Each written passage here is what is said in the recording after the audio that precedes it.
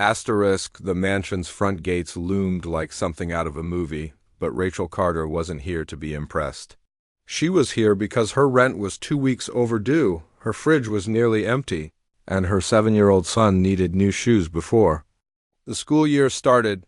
Asterisk, she clutched the strap of her worn purse tighter and whispered to herself, "It's just kids." "You've taken care of kids before. How bad could it be?"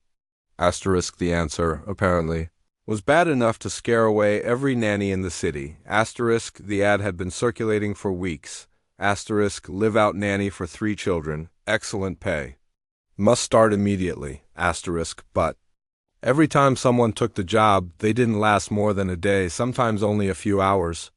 Rumor had it the 3 children were the notoriously wild triplets of Ethan Sterling, the tech millionaire who lived like a recluse after his wife's sudden passing. Asterisk, Rachel didn't have the luxury of being picky. She needed this. Asterisk, the butler opened the massive front door, his expression weary. "Miss Carter, Mr. Sterling is expecting you. Just brace yourself." Asterisk, she stepped inside and instantly heard it, a crash followed by shrieks of laughter. 3 identical blonde heads darted through the hallway, trailed by a frantic housekeeper holding what looked like a paint-splattered bedsheet. Asterisk, "Not again," the housekeeper groaned. "Mr. Sterling, forget it." Asterisk, a tall man in a crisp shirt appeared at the top of the stairs, looking equal parts exhausted and desperate. Ethan Sterling?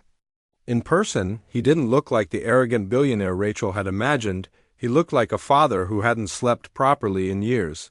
Asterisk, "You must be Rachel," he said, hurrying down.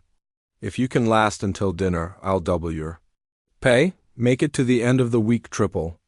Asterisk, Rachel gave a small smile. "Why don't we just start with lunch and see how it goes?" The triplets Max, Leo, and Sophie were every bit the whirlwind she'd heard about. In the first 20 minutes, one had climbed onto the dining table. Another was trying to bake with a bag of flour, and the third had locked herself in the bathroom to test how many rolls of toilet paper could fit in the sink. Asterisk, Rachel didn't yell. She didn't bribe. She didn't threaten. She crouched down, met their eyes, and said softly, "Hey, you're in charge today. I just need one rule from each of you. Whatever you say goes." Asterisk, the triplets froze. No adult had ever given them that kind of power. Asterisk, Max grinned. "No broccoli." Asterisk, Leo smirked. "No bedtime." Asterisk, Sophie tilted her head. "We have to do something fun." Asterisk, Rachel nodded. "Deal, but you help me make lunch and you clean up after. Even fun people have to eat and live in a clean house."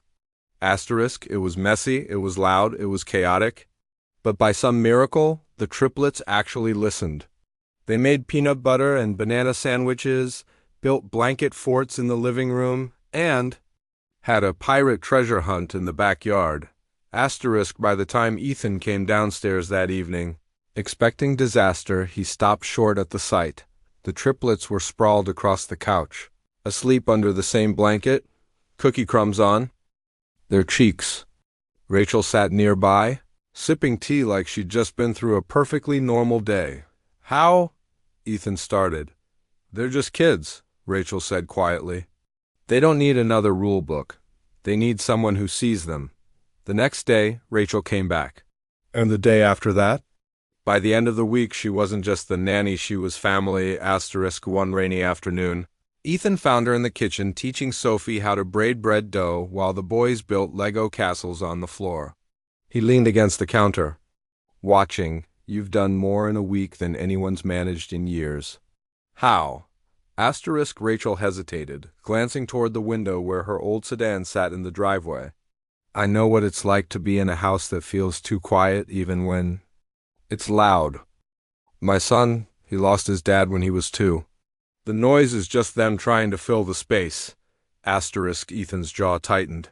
He understood more than she realized. Months later, when Rachel's landlord raised the rent again, she quietly prepared to give notice. But Ethan had other plans.